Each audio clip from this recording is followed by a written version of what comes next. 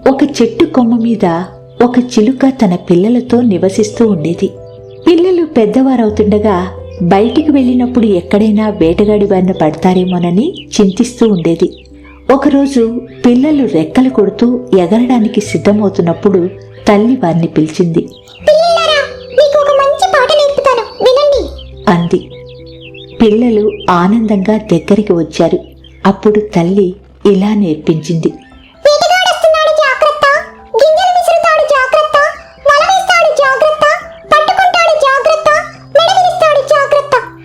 పిల్లలు సంతోషంగా ఆ పాట నేర్చుకున్నారు. తల్లి మనసులో అని నిశ్చింతగా అడవిలోకి వెళ్ళిపోయింది. కొద్దిసేపటికి వేటగాడు వచ్చాడు. పిల్లలు వెంటనే పాడసాగాయి. వేటగాడు ఆశ్చర్యపడి భయపడి చెట్టుచాటున దాక్కుని గింజలు విసిరాడు. అప్పుడు పిల్లలు మళ్లీ పాడాయి.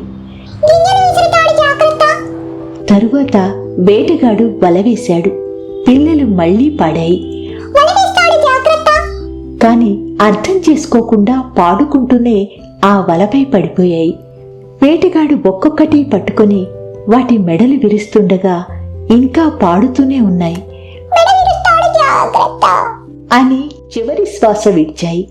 పాపం, పాట నేర్చుకున్నాయి కానీ అర్థం గ్రహించలేదు. నేర్చుకున్న దాన్ని జీవితంలో పాటించకపోతే అది చిలక పిల్లల పాటల్లా వృధానే కదా.